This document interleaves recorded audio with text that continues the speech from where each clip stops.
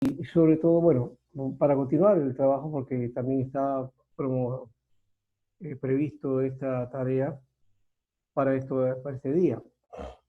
Aparte de eso, también quiero mencionarles que las clases, bueno, de esta forma, del sistema virtual, eh, no, como no hay necesidad de desplazarnos a un u otro lugar, entonces no contempla el descanso, ¿no? Entonces vamos a tener que continuar la tarea desde la quinta semana y ya estamos a la mitad del estudio y terminamos de aquí a unos 3 lunes, es decir, sin contar este, y sería casi un poquito más allá de la mitad de julio. Así que hay que pensar por ese lado.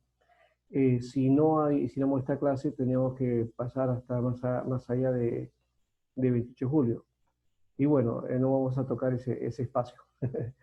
Bueno, ahora sí, entonces empezamos nuestra tarea y hoy día nos toca, bueno, primero un poco resumir lo que hicimos la semana pasada. Hemos hablado de la misión Alianza y la misión Alianza ha sido una de las, eh, digamos, tareas de la iglesia aquí en el Perú muy fuertes y que se ha desarrollado, digamos, de una manera notoria, ¿no?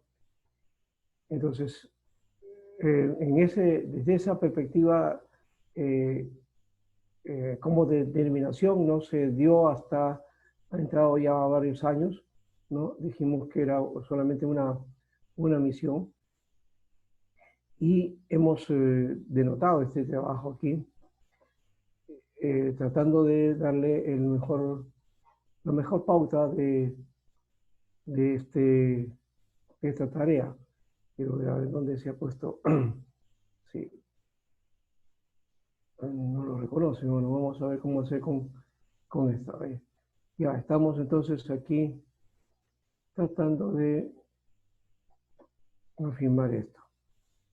Ya, vamos a poner de nuevo. Ahora sí ya lo reconoció. Ya, entonces habíamos estado hablando que se empezó como misión y que fue fundada por Alberto Benjamín Simpson como una obra misionera, ¿no? Y que tuvo eh, una sede aquí en el Perú, trabajando con la Iglesia Evangélica Peruana y con las instituciones que estaban dentro de ese tiempo haciendo misión, como la EUSA, ¿no? Y también la otra misión que tiene eh, un, unas siglas que siempre se me olvida, no se me pega. Pero bueno, el asunto está en que más adelante se hace ya con el tiempo, este, hay una separación de la obra y así aparece entonces el trabajo de la Alianza Cristiana Misionera como una terminación, ¿no? Entonces eso ya está por la década del 40 y que se va a desarrollar ya casi a fines de esa década. Bueno, más adelante entonces empieza el mover, pero eso empieza en los fines 60, 70. Mencionamos también una marca que fue muy fuerte para la Iglesia Evangélica en el Perú, que fue este trabajo de casi todo un año, y creo que es más, ¿no? Que empezó por el año 67, me parece, no, si mal no recuerdo, que se llamó Evangelismo a Fondo. Y Evangelismo a Fondo fue entonces un trabajo que impactó fuertemente en el Perú y que dejó marcas muy fuertes para la tarea posterior. Entonces, esto sí creo que es necesario y saludable plantearlo porque necesitamos eh, reconocer que si no hubiera habido evangelismo a fondo, de repente el programa de Lima en Encuentro con Dios hubiera demorado un poquito más, ¿no? Entonces, esto también caló muy fuertemente en las iglesias y la alianza lo retomó, lo asumió a su modo y le dio los resultados que nosotros ahora conocemos. Bueno, ya está entrando José Brisi. También creo que estaba alguien, pero se me escapó, no sé si está completo. A ver, a Iván Marcos, a Alejandrina, José Brisi, Carlos García. Alguien más me pareció que estaba pidiendo ingresar. Bueno, en todo caso ya estamos acá. Entonces, bajo esa mira, entonces la iglesia desarrolló, hoy día ya tenemos una denominación bastante fuerte, por lo menos aquí en Lima, ¿no? Porque no es una denominación propiamente grande en el Perú, y menos fuera de país, ¿no? Es una denominación que justamente los pastores de la Alianza lo dicen, no somos una denominación pequeña, ¿no? Eso es lo que reconocen ellos.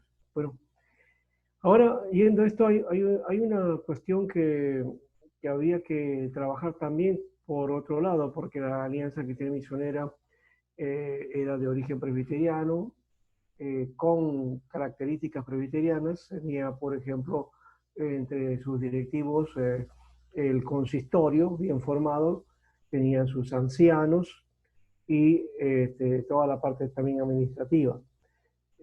Ese fue el formato que conocimos dentro de la Alianza Cristiana Misionera, pero que más o menos no tengo la fecha exacta de cuándo cambió los estatutos. Se varió ese aspecto por una junta administrativa y ya se dejó de lado lo que se conoce como el consistorio. El consistorio y también tenía una asamblea, la asamblea en la que el consistorio daba su informe y la asamblea tenía que afirmar las decisiones del consistorio, ¿no? Ese es más o menos el planteamiento que tenía en esa época.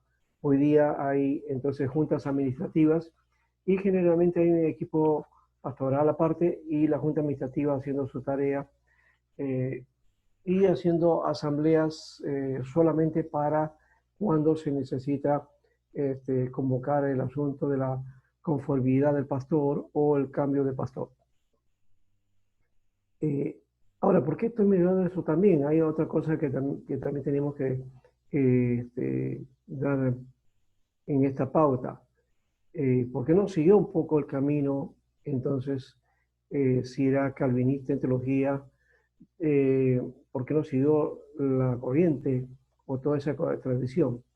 Esto es porque en el Lima el encuentro con Dios, cuando comienza a darse, la relación que hubo de predicadores invitados para toda esta tarea de conferencias durante 3, 4 años seguidos, eh, fue invitando a gente con la que el pastor Smith y también el grupo estaba relacionado. Y en Argentina estaban entonces relacionados con pastores bautistas.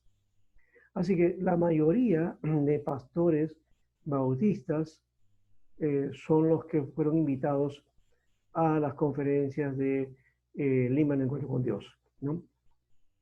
La Alianza utilizó poco de sus pastores para esta tarea. En las únicas excepciones están Carmelo Terranova, eh, Jorge Rolando Pichardo, que fueron de la Alianza Cristiana Misionera, pero no recuerdo más algún otro que haya sido parte de esto. La mayoría fue, como les digo, bautista. Ahí está Juan Cornalia, el pastor Orne, está Samuel Lieber, bueno, y otros nombres que se nos escapan por ahí, que fueron netamente bautistas. Y en las secciones y estudios, porque en esa época una de las literaturas más fuertes era de la Casa Bautista de Publicaciones, entonces se utilizaba también material de doctrina bautista. Y también se enseñó, aunque en un comienzo el dispensacionalismo se asumió como que no era lo correcto, y yo recuerdo, se prohibió tener y hacer uso de la Biblia de estudio de Scofield, ¿no? Estábamos prohibidos de esa Biblia. Y bueno, yo me compré una, que luego me la robaron, hoy ya tengo otra por ahí, pero que era para la referencia nada más, ¿no? Entonces la alianza no tenía entonces una concepción dispensacional al comienzo, ¿no? Se hacía las 7 dispensaciones como un estudio pedagógico, pero se hacía la advertencia de que ese sistema no correspondía a la Biblia. Hoy día sí, hoy día se enseña eso como una cosa natural, y la alianza en el Perú es dispensacionalista, premilenialista, ¿no? Con respecto a la cuestión escatológica. Con respecto a la doctrina, hemos hecho también ha seguido modelo bautista, ¿no? Y en cuanto a la evangelización, sí es el modelo que propiamente han tenido por la tradición de la misión. Entonces, bajo ese criterio vamos a hablar justamente de los bautistas, ¿no? Por eso era la idea de ligarlos al anterior trabajo. Entonces vamos a mirar un poco a los bautistas hoy día, y especialmente a la Convención Bautista del Sur, porque también está la Bíblica Bautista, ¿no? Y no sé si, creo que la Bíblica de la Convención del Norte, pero que no es muy, o que no tiene acá presencia. Así que los primeros misioneros bautistas fueron los esposos Oites, y ellos tenían la visión de evangelizar la clase media, ¿no? Anterior, ya hemos dicho, las obras eran más para entrar y penetrar hacia el pueblo. Y se tenía la visión de un trabajo hacia la gente popular, ¿no? Porque la clase media era muy distante para ese tiempo, ¿no? Y hay que denotar también que eso, los misioneros americanos venían mucho de una clase, digamos, media menor hacia abajo. Algunos eran obreros y otros se hacían misioneros. Y bueno, acá venían y claro, su nivel es diferente al nuestro. Entonces ellos pasaban por una situación, digamos, eh, cultural mucho mayor. Eh, bueno, de todas maneras, al comienzo fue el hecho de buscar más bien al pueblo, y luego entonces la necesidad de trabajar y evangelizar a la clase media. Bueno, los bautistas quisieron hacer este aspecto mucho antes de lo que la Alianza realizó en los años 70. Así que estos misioneros aprendieron el idioma y luego hicieron un programa de visitación casa por casa, fundando entonces la iglesia que va a ser una de las primeras, pero que no lleva ese nombre, que es la iglesia Ebenezer, en el distrito de Miraflores. Hoy está en la calle Inclán, en Miraflores. Es una paralela de la avenida Arequipa, en pleno Miraflores, en la parte mucho más residencial. Esa iglesia entonces se forma con 9 miembros el 19 de agosto de 1951. ¿No? Así que la primera iglesia, digamos, en un distrito de clase media, fue la iglesia de Benecer, ¿no? Entonces, no es la iglesia de la Alianza Cristiana Misionera de los años 70, ¿no? Que fue en Lince y que sí se ligó para el mundo de la clase media y también de la clase alta. En el caso de la iglesia de Benecer, entonces, bueno, se alquiló un local en la avenida Gamos y luego compraron el terreno, pues, que está, como ya hemos mencionado, en la calle Inclán, ¿no? Este local se inauguró el 20 de junio de 1954. Así que hace poco han cumplido 66 años, ¿no? Curioso, ese es la fecha, el año de mi nacimiento. Así que más o menos por ahí estamos con esa iglesia. En 1952, Oitz se encargó de la primera iglesia bautista que se estableció en Lima, en la cuadra 17 de la avenida Huizo. Esta iglesia, fíjense en la fecha, ¿no? En el 51 empieza la de Miraflores y en el 52 empieza la iglesia bautista de Lima, que le van a llamar Primera Iglesia Bautista. A esta sí se le va a conocer con este nombre, pero en realidad no es la primera, es la segunda, ¿no? Solo que por nombre está como primera, ¿no? Esta iglesia se establece en la cuadra 17 de la avenida Wilson. Ahí está en este momento, es un local bastante, digamos, particular por la zona, ¿no? No se puede construir ahí porque esa zona es intangible y no se puede hacer un local, así que lo que han hecho es remodelar y por dentro han hecho un auditorio, ¿no?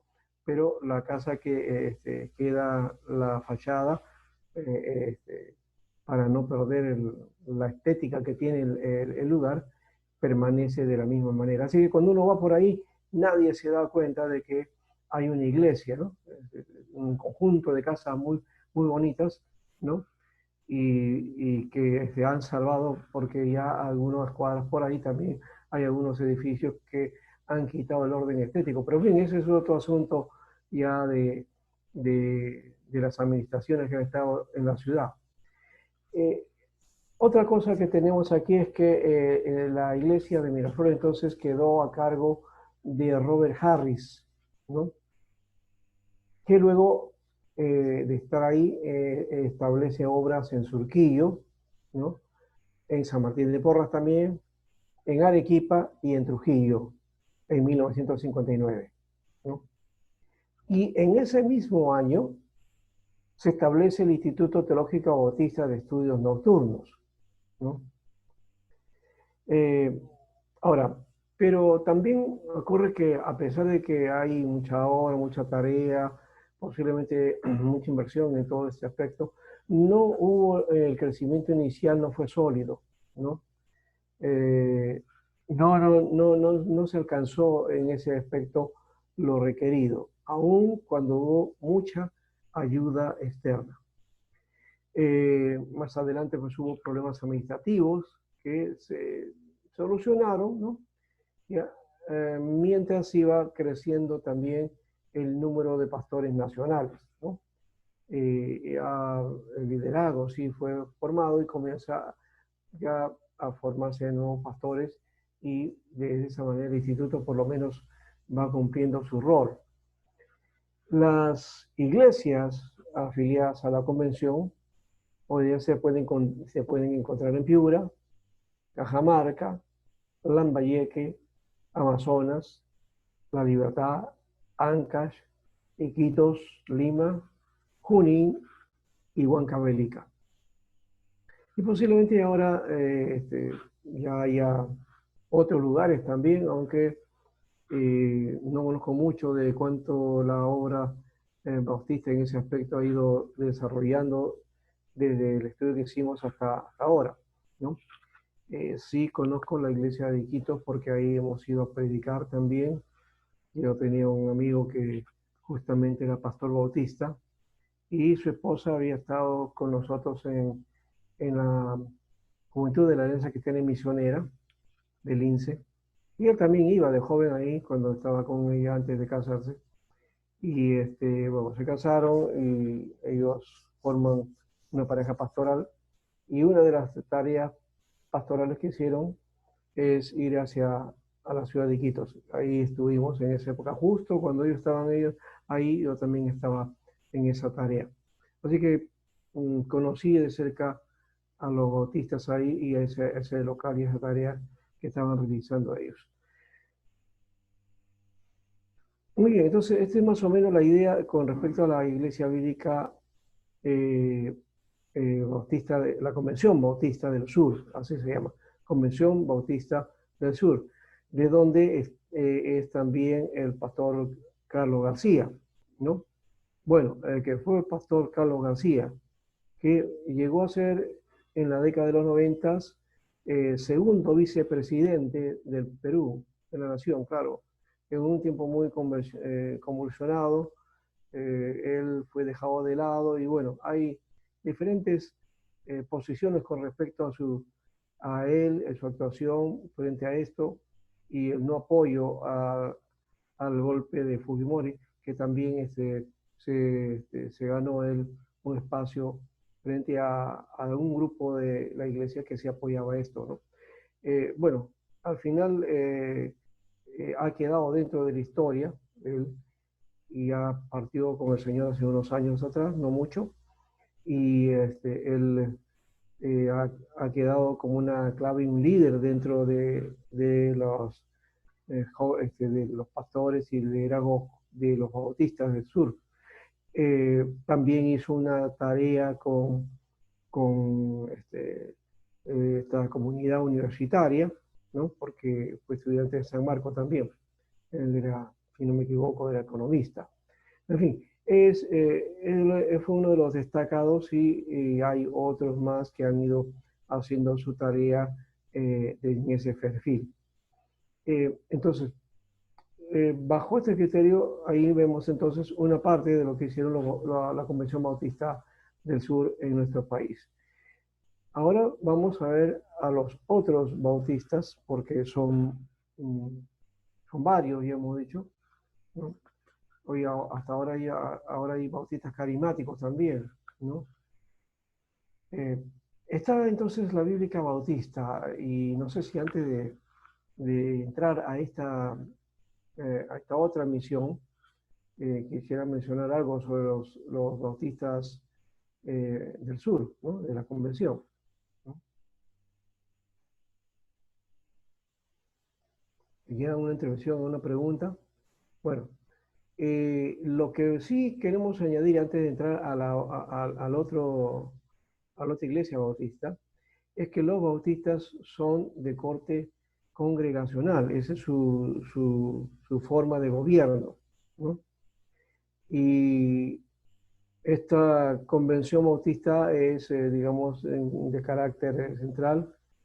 Y por otro lado, el hecho de tener la doctrina, ellos defienden una doctrina sana, una ortodoxia de la doctrina, y desde una perspectiva, pues tienen un carácter conservador, y algunas son fundamentalistas, ¿no? Eh, Son entonces muy pegados al literalismo bíblico, eh, y, pero por otro lado tienen una buena doctrina en cuanto a los esquemas, a la cuestión de la salvación, el aspecto de, del desarrollo de la vida cristiana, ¿no? Eso creo que sí, sí es un añadido muy bueno que se puede implementar mucho entre nosotros. Por otro lado, los bautistas también en su momento fueron apolíticos, ¿no? Pero como vemos, uno de sus pastores interviene también en política y la figura va cambiando también. Hay muchos bautistas que han sido congresistas en nuestro país, ¿no? La Bíblica Bautista, entonces, vamos a mirar aquí. En los primeros meses de 1960 llegan los misioneros Johnson, Taylor y Shelley de Oklahoma, ¿no? De Estados Unidos, auspiciados por la Missions, ¿no? Y ellos trabajan entonces durante casi un año en Lince, ¿no? En nuestro añorado Lince.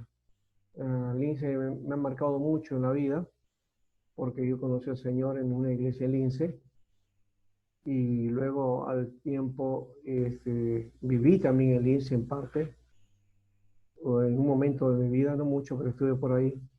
Luego conocí a mi esposa en Lince, me casé en Lince, ¿no? Viví en Lince y luego trabajé en Lince también con el seminario. Así que el Lince está ligado de alguna manera a mi vida muy fuertemente, ¿no? No sé si alguna vez volveré a vivir por allá, pero sí, Lince es una, un distrito muy, muy querido por nosotros. Bueno, eh, entonces comienzan a trabajar durante un año en Lince, en el distrito de Lince. Y ahí van a formar ellos una iglesia que se va a llamar la Iglesia Bíblica Bautista Betania. La Iglesia Bíblica Bautista Betania, ¿no? Eso está en la Avenida Militar, ¿no? Junto a si no me equivoco, hay una posta médica en una esquina, y está el parque, ya me olvidé el nombre, que da justo a la iglesia que está en ese lado de la iglesia católica, y al otro lado está la municipalidad, ¿no? Bien, entonces ahí está esta iglesia, por esos años, ¿no? Es una iglesia que todavía persiste. Ahí está el pastor Reategui, Samuel Reategui, que es el pastor que hace un buen tiempo, hace unos añitos que está ahí. Bueno, Taylor, por otro lado, se va al Callao y luego a Trujillo. Y en ambos lugares establece una obra y también un instituto bíblico. Así que ya tenemos ahí eh, el Instituto Bíblico, entonces, de la Bíblica Bautista, primero en la ciudad de Trujillo, ¿no? Por otro lado, Shelley se va a Iquitos, donde establece un seminario bíblico. Y de paso, este seminario bíblico no está funcionando allá, bueno, no sé si hoy día, pero cuando yo estuve por el lugar, el seminario bíblico era un inmenso local, ¿no? Por, creo que la Yarina, me parece, no sé, era para el otro lado, ya que Iquitos es como una isla, ¿ya? Por todas partes hay agua, ¿no? Bueno, por una lateral se iba hacia el fondo y uno iba y encontraba el local, que es un local bastante grande, es el local más grande que hay de un seminario y de una iglesia en ese lugar, y con locales adecuados y todo lo demás, ¿no? Se formó de una manera muy, muy, muy especial. Bueno, Johnson, por otro lado, se quedó en Lima e inaugura la obra en el Bosque. La Iglesia Bautista del Bosque, en el distrito de La Rima, está eh, desde la avenida, creo, hasta para acá, se va hacia el fondo y se sube casi para el lado de Amancaes, subiendo para allá, y para este lado por la Avenida del Sol. A un costado está la iglesia entonces del Bosque, ¿no? En toda una esquina. Ahí ha habido una, digamos, una gama y una cantidad de pastores que ha estado pastoreando en esa iglesia. Conozco al pastor Juan, un pastor que ahora está apoyando a Alianza de Salamanca, que fue pastor de la época en que surgieron Miguel Bardales, Tomás Gutiérrez y otros más que van por ahí. Reategui, no sé si estaba por ahí, porque él viene de Pucallpa. Por otro lado, en el año 62 se forma el Instituto Bíblico Bautista en Chillón.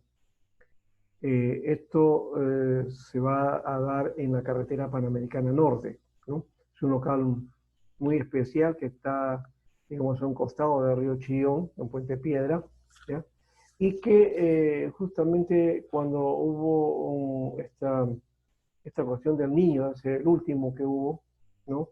Este, el río creció de tal manera que arrasó, se llevó el auditorio, se llevó salones, se llevó una gran cantidad de infraestructura que tenía este instituto bíblico. Bueno, eh, supongo que lo deben haber levantado, no sé qué ha pasado en eso, no tengo la menor idea del asunto, pero sí me acuerdo que salió en noticia esta situación, y quedaron algunas lugares, algunos salones. eh, y bueno, también los bautistas ya para esa época había bajado digamos, la cantidad de estudiantes, ya no era la misma, ¿no? Y algunos inclusive hasta pensaban que ya eso se iba a cerrar, ¿no? Esto es parte de la crisis de los institutos bíblicos o de los seminarios, ¿no? Así que, pero por lo menos tenemos ahí nosotros este lugar que todavía en alguna manera es un lugar emblemático para los bautistas o para la bíblica bautista, ¿no? Bien, y siguiendo dentro de la historia que estamos contando de este grupo bautista, porque ya hemos encontrado la convención y hoy día estamos viendo la bíblica bautista. En 1984, la Misión Bíblica Bautista tenía 34 iglesias en la región de Lima, ¿no? 34 iglesias, o sea, creció de una manera bastante exponencial, a diferencia de la convención, que parece que no tuvo mucho crecimiento, ¿no? En Trujillo ya tenían 35 iglesias, ¿no? Y en el departamento de Loreto ya tenían 68 iglesias. En todo Loreto habían 68 iglesias. Ahora, la misión bíblica bautista cuenta con 5 misioneros, por lo menos hasta el estudio que estamos compartiendo, y las iglesias establecidas ayudan a nuevas congregaciones, realizan campañas de alfabetización, también campañas contra la drogadicción, capacitación de primeros auxilios y también capacitación y enseñanza en artesanía, ¿no? Entonces es una labor que ellos todavía persisten, ¿no? De una manera muy especial. Y claro, trabajan con instituciones que están apoyando esa labor social. Hay otros bautistas también, otras iglesias, como las de Irlanda del Norte, ¿no?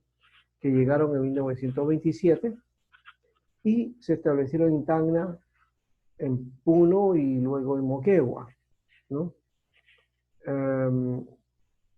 No le he preguntado a mi amigo Martín Ocaña, que es pastor bautista, creo que él es de la convención, me parece, o creo, no sé si es de esta de Irlanda, porque él está justamente en Moquegua, en Camaná, creo que está ahí él como pastor hace varios años, ¿ya?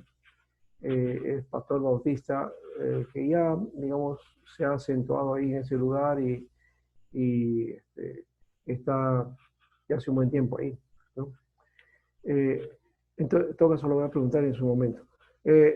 Entonces, hay otros tipos de bautistas, como ya se dan cuenta, los de Irlanda del Norte es un grupo. Los bautistas independientes, que por otro lado, se establecen en Tingo María, en Iquitos, Huancayo, Huánuco, Trujillo y Pucallpa. Entonces, hay otra cuarta, digamos, forma de bautistas que se van a manifestar. Estos bautistas independientes, entonces, también hacen su labor y son muy evangelizadores. También los bautistas de la evangelización mundial en Iquitos, en Lambayeque, Lima, Pucallpa, Sicuani, Tingo María, Tarapoto, Cutervo, Chalhuanca y Junín.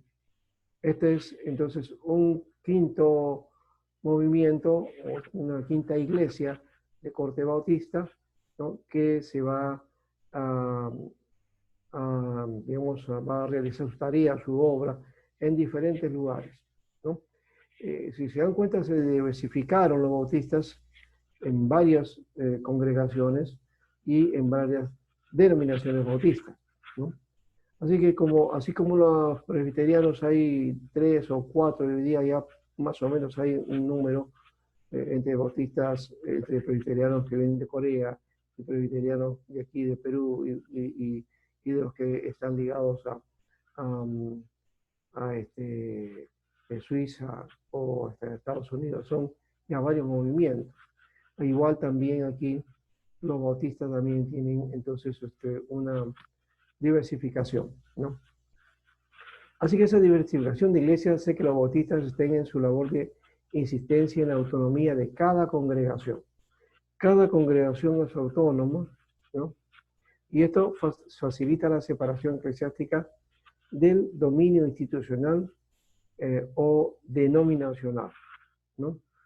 Entonces eso es una diferencia que marca también. Yo sé que las iglesias de corte, las que son de gobierno presbiterial, son más denominacionalistas, ¿no?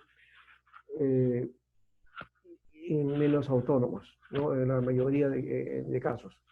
Pero los bautistas sí, son independientes y cada congregación se rige por sí misma y no da cuentas a la denominación, ¿no? Entonces cada una es la que de alguna manera entonces ve cómo trabajar. Y aunque están ligados misioneros, los misioneros se apoyan, hacen su labor, eso ya es otro elemento, ¿no? Bien, hasta ahí estamos en esta parte con los bautistas. Kessler menciona varias cosas muy interesantes bajo esta tarea. Nosotros solamente hemos resumido algunas cositas y quizás en un segundo momento vamos a hablar de algunos de esos detalles que justamente Kessler menciona en su libro. Pero hasta aquí, por lo menos, tenemos una idea de lo que han hecho los bautistas, ¿no? En su mayoría, de paso, los bautistas son de corte dispensacional, ¿no? Y por otro lado, claro, la tradición que tienen con respecto al bautismo, ellos usan el aspecto de la característica, básicamente, de una iglesia anabaptista, ¿no? Entonces, rebautizan, ¿no? El, el bautismo católico no tiene valor y entonces creyente o persona que se convierte a Cristo, entonces se forma, se lo discipula y se le bautiza. Ese es un elemento que es casi, digamos, particular casi de todas las iglesias evangélicas. Algunas por ahí no hacen esto, pero la mayoría, casi el grueso de la mayoría de iglesias evangélicas hacemos esto. Bueno, aquí dejo abierto en todo caso este momento para poder tener un diálogo con respecto a los bautistas. Muy bien, José. ¿Cómo estás, José?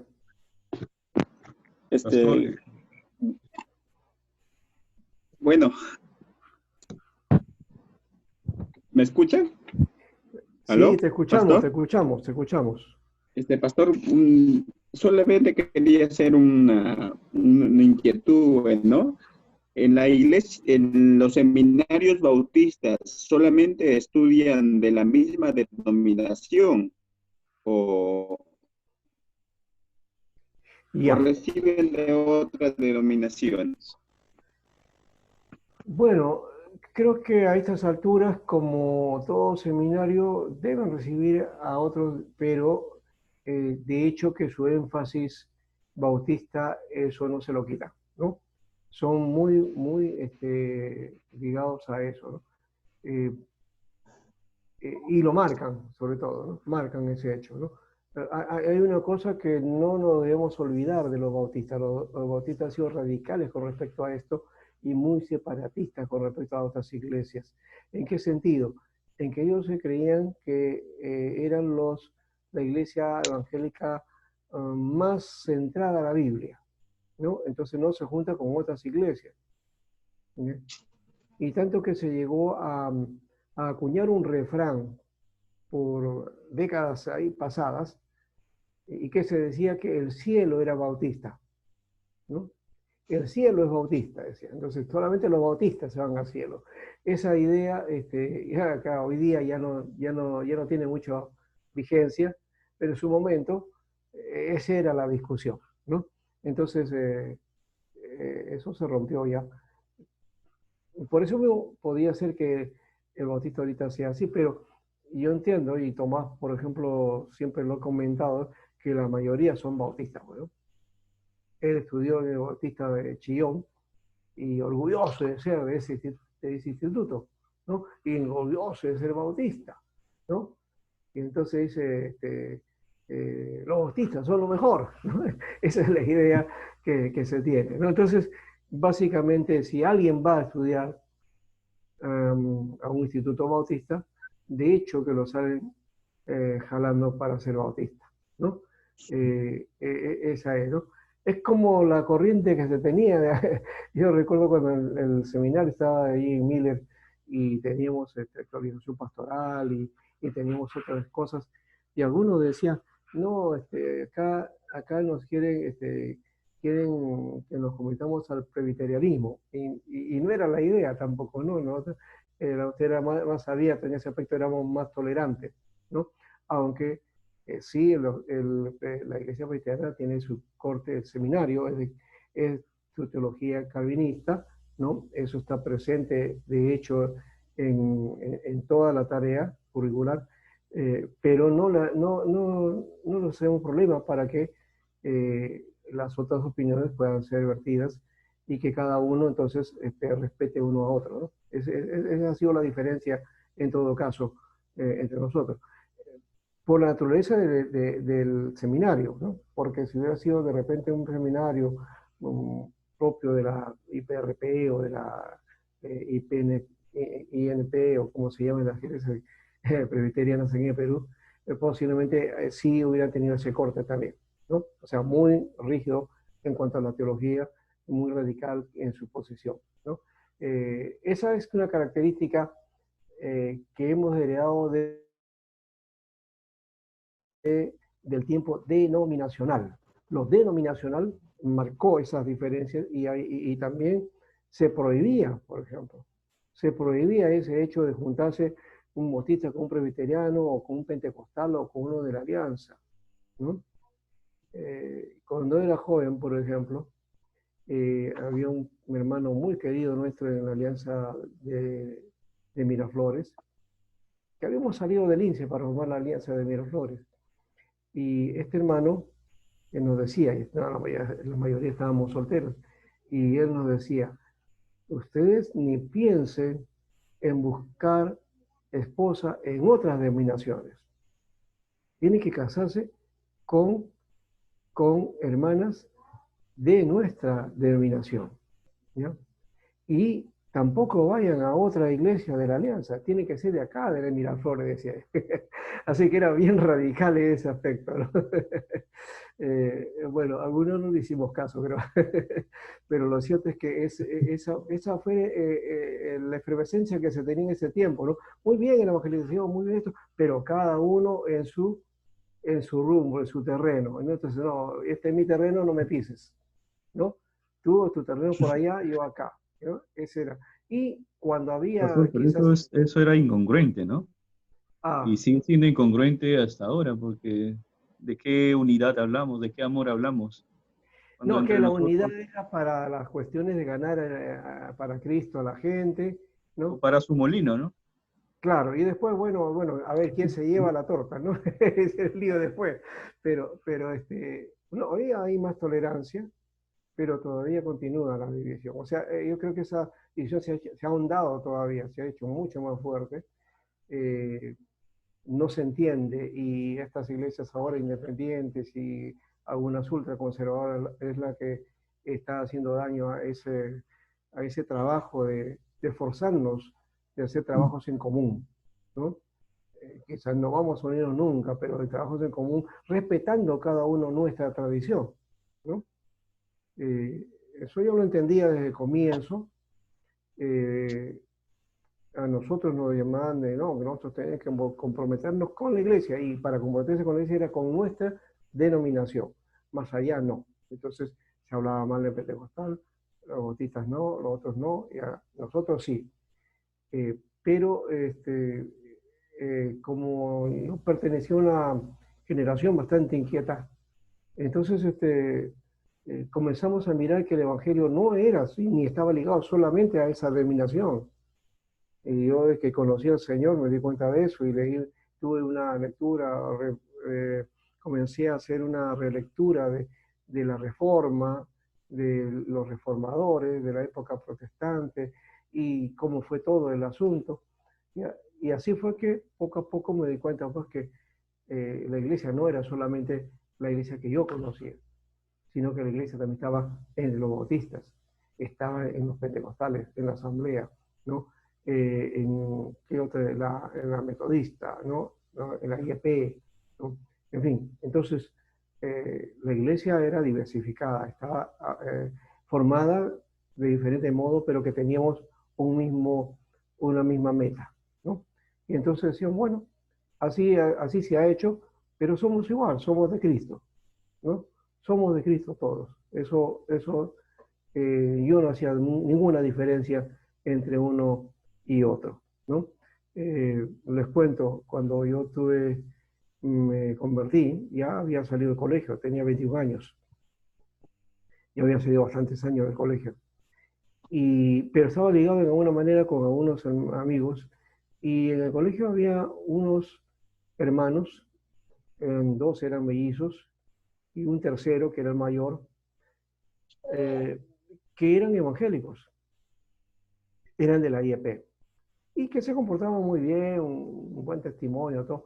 No hablaban mucho del evangelio, pero sabíamos que era de esa manera. Su mamá, yo recuerdo así, a grandes rasgos, que nos hablaba del Señor, pero casi no lo entendía, ¿no? Porque íbamos a la casa de ellos, y ellos tenían su iglesia a la vuelta, ¿no? Era de la iglesia de IEP de Barranco, ¿no? De Catalino Miranda, creo que es la calle. Hasta ahora me acuerdo de eso.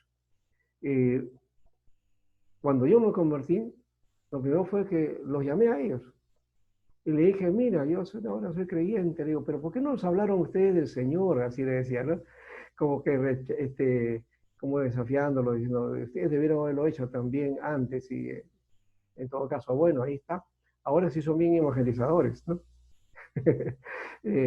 Bueno, pero lo cierto es que ya estando en el Señor, entonces los visitaba y visité esa iglesia de la IEP también, porque me gustaba compartir, tener esa experiencia y conocer otra congregación, ¿no? Entonces me gustó ese aspecto de visitar una, visitar otra y así. Entonces no tuve desde el comienzo una idea de no, yo solamente en mi iglesia, ahí me cierro y ahí me quedo, ¿no?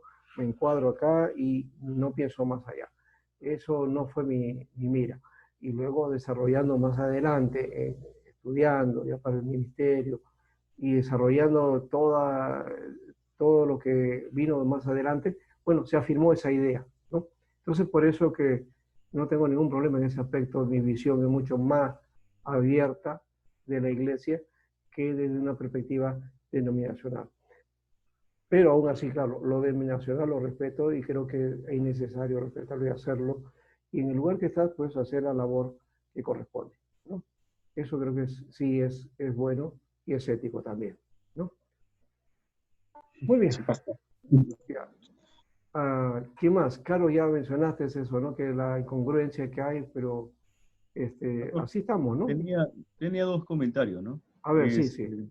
Sí, el primer comentario, un poco me adelanté a que justo se tocaba ese tema, ¿no? Lamentablemente, todavía hay ese parecer sectarismo, ¿no? Ese separatismo de que nosotros somos más puros, nosotros tenemos la verdadera doctrina. Y esto, yo como presbiteriano puedo decir de que también está manchando, de cierta manera, a un sector de corte más fundamentalista dentro del presbiterianismo, ¿no? Que creen de que la doctrina, mientras más ortodoxo eres, más bíblico, ¿no? Así es. Pero yo creo que es al revés, ¿no? Mientras más ortodoxo parece ser, menos bíblico a veces eres. Ajá. Y entonces, yo creo que todavía sigue vigente ese separatismo, ¿no? Que de repente era dentro de todas las cosas buenas, algo negativo que la Iglesia Bautista tenía en sus principios, ¿no? Ese era un poco el primer comentario. Y lo segundo, ¿no? Al igual que la Iglesia Alianza, en el hecho de contextualizarse al Perú, en principio era calvinista, ¿no? Ahora tiene un corto más abierto y su escatología también cambió, ¿no? Bastante. Quería preguntar si los bautistas también tienen este tipo de transformación cuando se contextualizan en el Perú, ¿no? No, ellos más bien afirman hay inclusive, yo tengo un manual de compendio de la Biblia, panorama bíblico creo que se llama, ¿no? Que es como un cuaderno largo así, donde aparecen las 7 dispensaciones graficadas, ¿no? ¿No? Y es de la Casa Bautista de Publicaciones, ¿no? Entonces ellos han promocionado todo el asunto dispensacional. Entonces han afirmado más bien ese corte, ¿no? De esa perspectiva, no. Quizás son más abiertos en otros aspectos, ¿no? Porque hay otro elemento también que me llama la atención aquí con respecto a esto. Yo tenía en la época que yo conocí al Señor, la tradición evangélica, y que creo que hemos heredado la mayoría, es que había varias cosas que eran puntuales que te hacían evangélico propiamente en tu práctica. No tomar, no fumar, no ir a fiestas y tener cuidado con el sexo opuesto, ¿no? Cuidado con los deseos y todo eso. Entonces, si tú cumples con esas 4 cosas, ya pasabas como evangélico, ¿no? Algunas otras cosas que estaban alrededor de eso no tenía mucha, no se tomaba mucho en cuenta, ¿no? Pero eso sí, o sea, este aspecto de la moralidad en relación a este tipo de cuestiones, ¿no? Pero hay una de las cosas que después me di cuenta, en la NESA, por ejemplo, ya no tienen problemas con el asunto del baile, ¿no? Aunque nosotros fuimos criados de alguna manera así, los de ahora, no hay problema con el bailar. Tampoco hay problema con el tomar, si tomas de una manera adecuada, ¿no es cierto? No puedes rebasar, eso no. ¿Ya? Y ¿qué más era con el asunto? Fumar, bueno, eso no se cuenta. Y lo otro es, ¿cuántas veces? Bueno, eso sí, eso creo que es de tanto en tanto hay quebrantamiento de eso y en esto sí se hace una disciplina fuerte, ¿no? Con respecto a eso, eso sí se castiga fuertemente, ¿no? De hecho, que esa ha sido más o menos nuestra marca, ¿ya? Y hay una iglesia más conservadora donde sí, este tipo de cosas ha sido muy fuerte, ¿no? Y en el pentecostalismo también la forma de vestir, ¿no? La vestimenta, eso también ha sido otro aspecto radical, ¿no? Entonces las mujeres, nada de pintura, ¿no? Nada de mostrar, digamos, partes del cuerpo, ¿no es cierto? O que haya menos ropa, sino lo más cubierta posible, ¿no? Eso es más o menos la idea que se ha ido y de paso esa es la idea que ha pegado hacia el imaginario social de la gente, que el evangélico es así, ¿no? Porque se viste de ese modo. Entonces, esta es una forma que hemos graficado nosotros y que ha pegado. Eh, pero hoy día, digo, ya ha cambiado de alguna manera. Por ejemplo, el haber entrado e incursionado a la clase media y a la clase alta, entonces hace que estas cosas se vayan relativizando también, ¿no? Entonces hay otra perspectiva y otra forma de aplicar las normas, ¿no? Frente a situaciones o casos que corresponden a personas de este rol social, ¿no? Entonces, eso ha variado de alguna manera también el rostro de la iglesia, pero persiste lo tradicional, ¿no? Eso creo que es el caminar. Lo que sí me parece que el que sí ha habido esto que se conoce como la huelga social, es decir, que la iglesia evangélica no participe en nada que sea de lo social y nada de tareas de servicio hacia la sociedad, eso creo que ha ido cambiando un poco, pero también a regañadientes. ¿Por qué? Porque en algunos casos no se requiere y no dice que eso no es la misión de la iglesia, eso no debe ser nuestra labor es espiritual. Nuestra labor es ganar las almas. Ese es el corte de la evangelización soteriológica, ¿no? Es salvación del alma, ¿no? Eso es lo más importante para algunas iglesias, ¿no? Lo que puede pasar después, eso no. Pero eso ha ido variando, como lo hemos dicho, la época de la crisis que tuvimos de los años 90, llevó a que la iglesia pues hiciera labor social, ¿no? Los comedores que se hicieron, ¿no? De las iglesias y apoyados por entidades también, ¿no? Para tener cocinas y dar alimento a la gente. Eso se hizo de buena manera. Y hoy día también la iglesia está haciendo lo mismo, ¿no? Está haciendo esa labor hoy día que estamos pasando un momento difícil y que mucha gente de acá de Lima, ¿no? De alrededor también está sufriendo de una manera bastante difícil, la está pasando hoy día, ¿no? Casi hay algunos que no comen 5, 4 días que no comen, ¿no? Y no hay ayudas del gobierno, no hay ayudas de otras entidades, ¿no? Yo les cuento en parte, justo uno de los pastores que ha estudiado con nosotros y que ha sido compañero de ustedes también, en su iglesia han comenzado a hacer una labor de ese tipo, ¿no?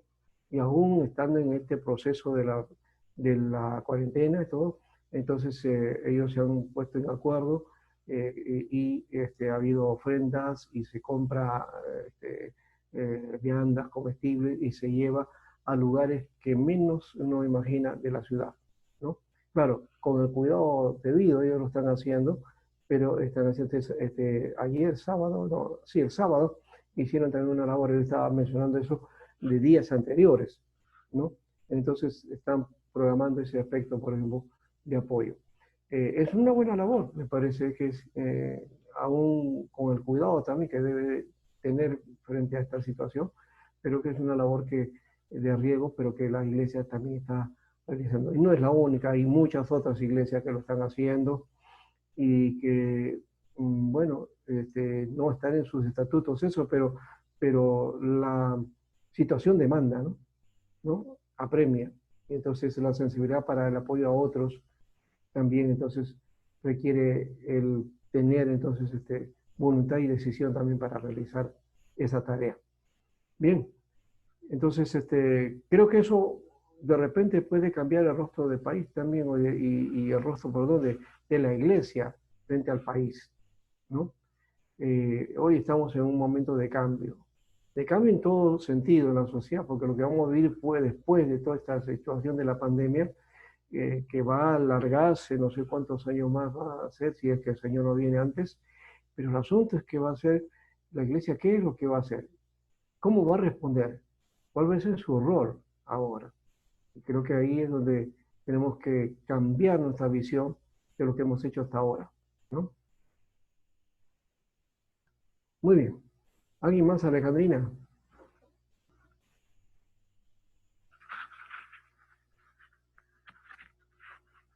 Alejandrina, no la escuchamos.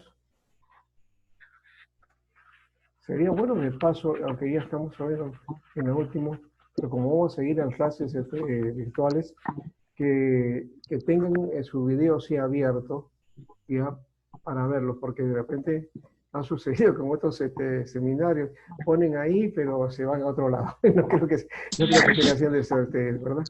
¿Ya? Acá estamos, profesor, acá estamos. Ah, verdad, Joel, también, tiene razón. Joel, ¿cómo estás? Entonces, ¿qué dices? Soy José, profesor. Ah, José, ya. ¿Qué Disculpe dices, que haya José? entrado recién, pastor, estaba un Ya, poquito mal. sí, No, pues, no le no, preocupes. Joel ha salido. Sí, Joel estuvo al comienzo. Ya. Bueno, de todas maneras, algo escuchaste, ¿no? Escuchaste algo de la Bíblica Bautista. Hemos estado hablando de varios bautistas, especialmente la Convención Bautista del Sur y la Bíblica Bautista, y después algo añadido con los bautistas de Irlanda, los bautistas de la misión independiente, en fin, ya, y la misión bíblica.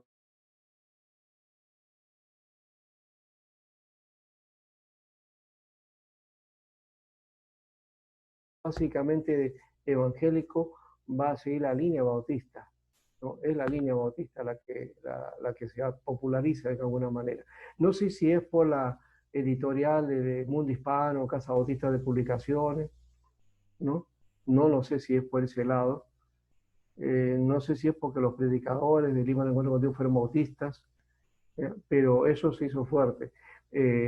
Más adelante ya viene todo el pentecostalismo, el carismatismo, y va variando la figura también, ¿no?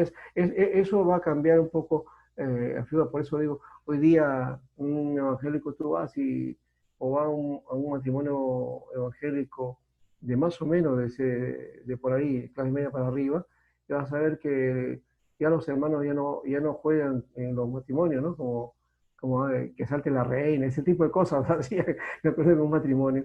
En cambio, no, en unos matrimonios alquilan un lugar, un local, un restaurante, y ahí hay un maestro de ceremonia y comienzan a bailar en la novia azul y todo lo demás, y el padrino, la madrina, la familia, y después ya viene abierto, se abre el espacio para que los invitados puedan bailar, y viene música y todo lo demás, ¿no? Eso, eso me acuerdo una vez,